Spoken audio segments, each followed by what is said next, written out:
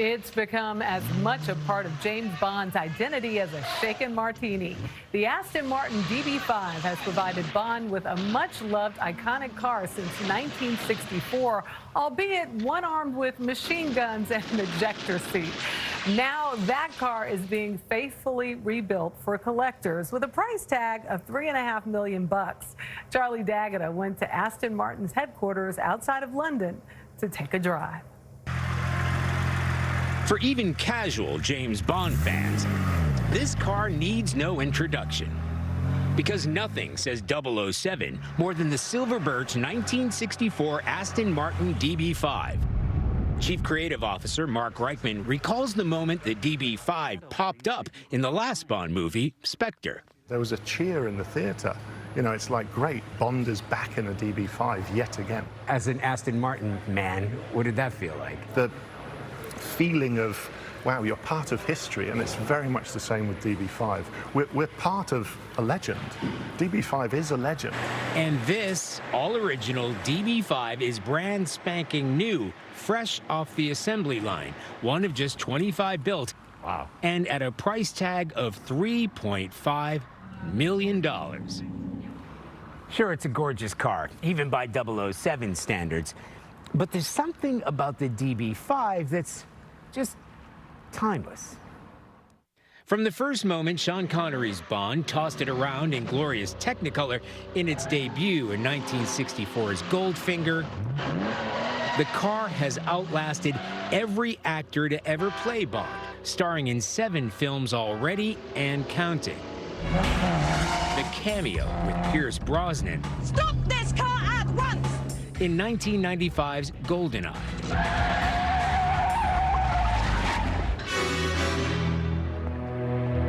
Resurrected in 2012's Skyfall. It's not very comfortable, is it? Are you going to complain the whole way? Oh, go on then, eject me. See if I can. Including scenes that weren't just a gentle joyride.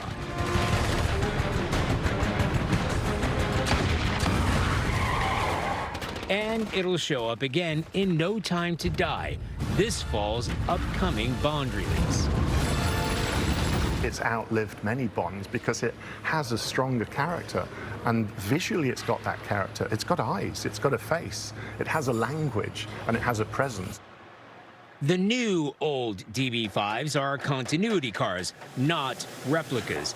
Each one painstakingly handmade using the very same materials and techniques, including the lightweight aluminum body.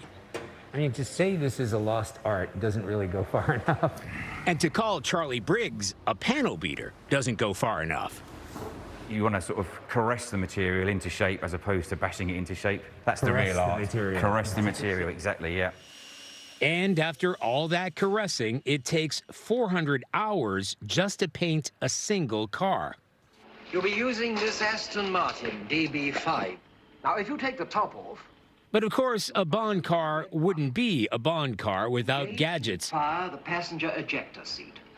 Revolving number plates, naturally. So the new DB5s have been equipped with simulated toys too, as Chief Executive Paul Spires enthusiastically demonstrated. So if I'm being pursued by the bad guys and I want to smoke them out. Okay, can you show me the machine guns? Machine guns. That's awesome. Seriously? With a $3.5 million price tag in mind for a car whose fake machine guns mean it's not even street legal. That's it.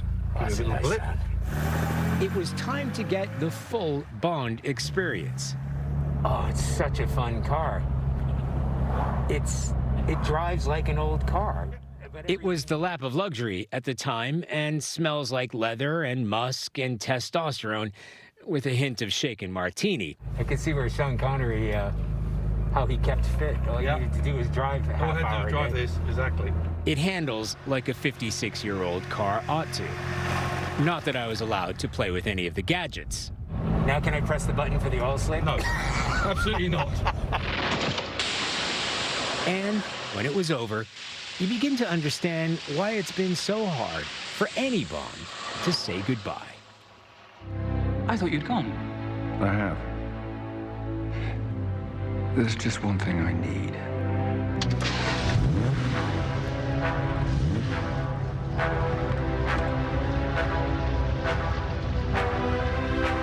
For CBS This Morning, Saturday, Charlie D'Agata, London.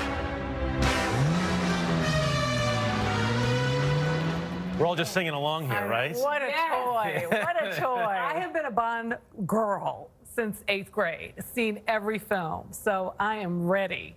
Not sure behind why that you need the car. machine guns in the front of it, Scare right? off the bad guy. Oh, that's true. There you go. Authenticity. All right.